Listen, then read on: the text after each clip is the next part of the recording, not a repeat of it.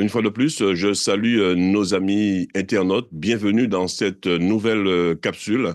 J'ai l'honneur et le plaisir de recevoir pour vous sur ce plateau le pasteur Ernest Thésée pour cette thématique, la grâce concernant la Bible, donc un sujet extrêmement important. Donc, dans un premier temps, je vais lui demander de bien vouloir saluer nos amis internautes. Merci d'être là. Bonjour, pasteur Bilon. Je salue tous les amis internautes de Radio Lamandier Fleury. Merci d'avoir accepté notre invitation. C'est toujours pour nous un véritable plaisir de recevoir les hommes de Dieu sur ce plateau. Dans un premier temps, pasteur Thésée, qu'est-ce que la grâce pour vous d'un point de vue néo-testamentaire? D'accord, donc formidable en question.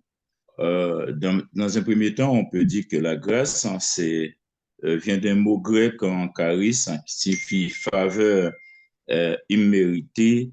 Cela exprime à la fois gratuité, compassion, en de l'axe du vin vis-à-vis de celui qui n'a pas de droit à faire valoir. On peut dire aussi c'est un acte unilatéral, puisque c'est l'acte accompli par Dieu à son peuple.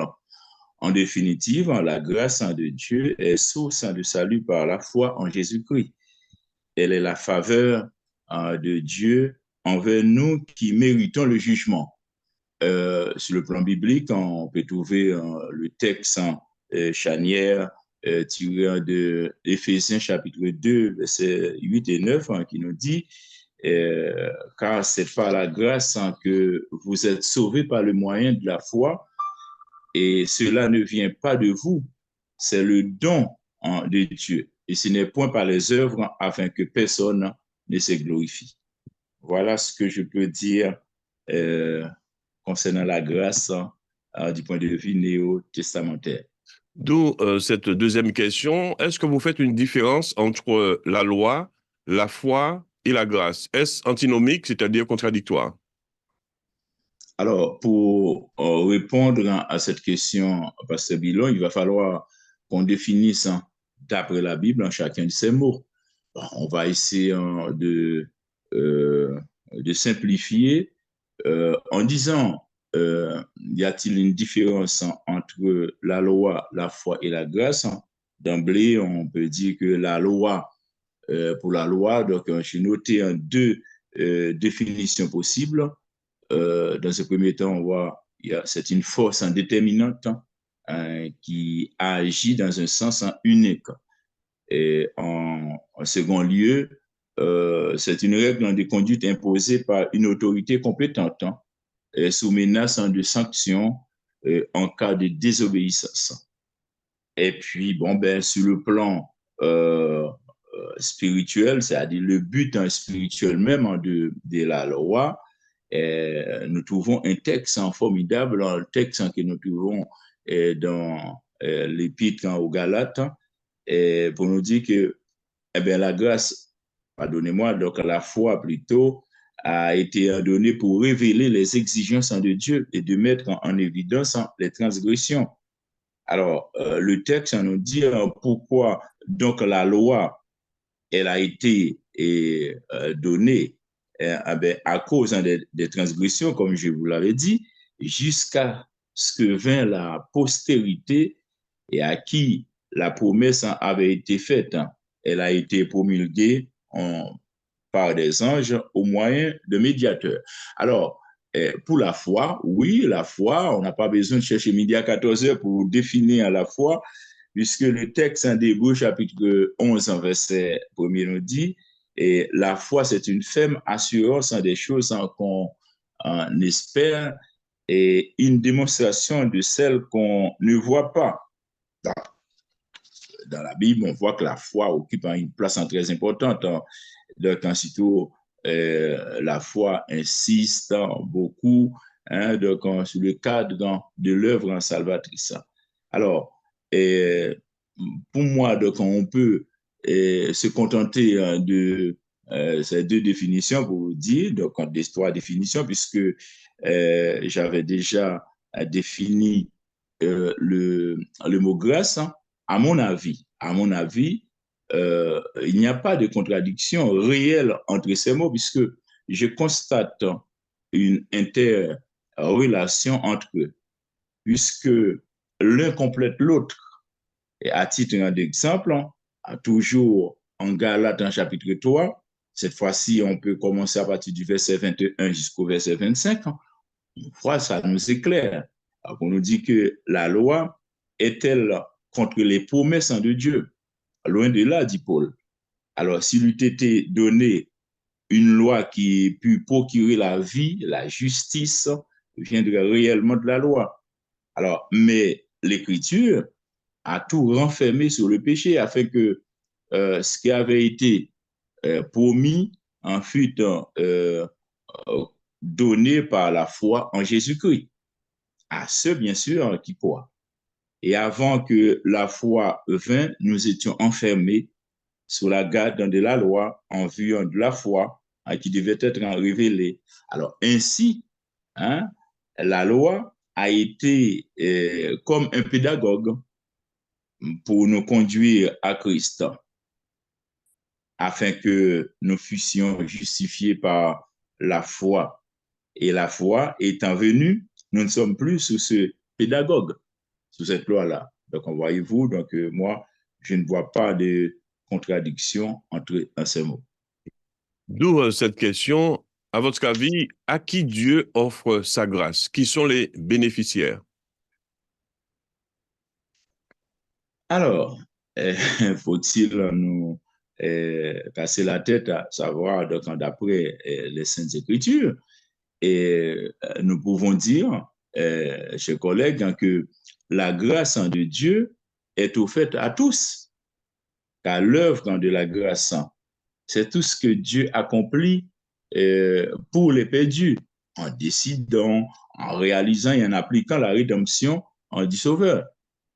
Alors, en Romains, donc en chapitre 5, en verset 6 à 11, on a besoin de lire tous ces passages, hein, mais s'il faut dire en, en introduction de ces passages, car lorsque nous étions encore sans force, Christ autant marqué est mort pour les impies. Voyez-vous?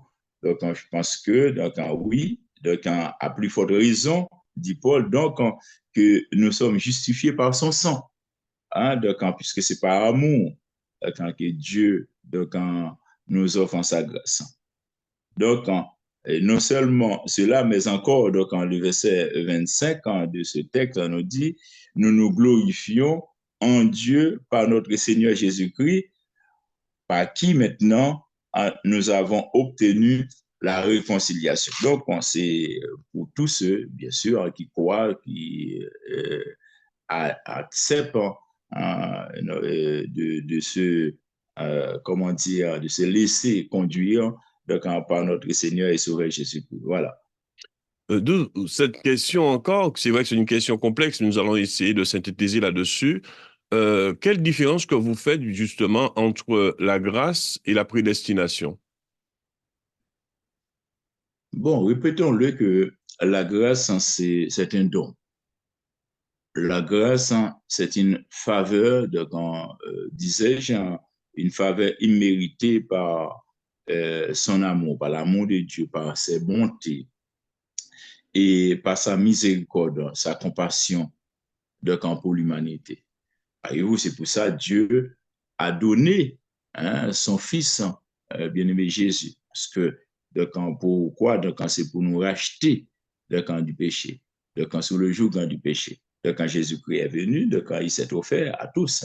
Donc, voyez-vous, donc, la grâce donc, de Dieu, donc, comme nous disons, donc, c'est compassion, miséricorde de Dieu. Alors, s'agissant de prédestination, et parlons de prédestination, je pense que donc, ça prendrait beaucoup, beaucoup de temps donc, pour expliquer. Mais bon, comme on peut dire, donc, on va essayer de synthétiser donc, pour bien comprendre vraiment ces concepts-là. Dans un premier temps, il y a différents concepts. Hein. Il y a parlons de prédestination, la tendance calviniste, hein. Il y a d'autres tendances, hein, la tendance arminienne, etc. En fait, hein, donc, on peut dire que le thème prédestination désigne le décret divin par lequel serait déterminée la destinée temporelle ou éternelle des créatures. Donc, elle représenterait le but voulu par Dieu hein, de toute éternité en ce qui concerne le salut ou le rejet de certains individus. Voilà donc ce que je peux dire de la prédestination. En fait, hein, vraiment, c'est vraiment difficile dans très peu de temps d'établir la différence hein, entre la grâce hein, et la prédestination, mais pour l'instant, on peut se contenter de, de ces propos. Voilà. Une fois de plus, un grand merci à vous, pasteur Ernest Thésée, d'avoir accepté notre invitation. En guise de conclusion, de manière synthétique, que faut-il retenir concernant la doctrine de la grâce du point de vue scripturaire? Alors, c'est vrai, encore, oui. Qu'est-ce qu'on peut retenir? Vous savez, quand on va parler de la grâce, donc on peut dire, du point de vue, comment tu le dis, de quand Pasteur Bilon, et la doctrine de la grâce. Certains vont dire l'alliance même de la grâce, et d'autres la dispensation même de la grâce, puisque nous sommes dans la dispensation ou sous la dispensation de la grâce. Et la croix nous amène à la grâce ou la dispensation même de l'Église. Alors, ce qu'on peut dire, de quand elle est venue par Jésus-Christ, de quand la grâce, c'est à la croix hein, qu'éclate tout, mais il a fallu qu'on attende quand même et la fondation même de l'Église. Hein, donc, on est vraiment en vérité, pour qu'on soit plutôt en vérité donc, dans l'ère de l'Église ou la dispensation de la grâce ou de l'Église. Et elle ne peut être reçue que par la foi, bien sûr, donc à la grâce. Elle nous apporte le plein pardon.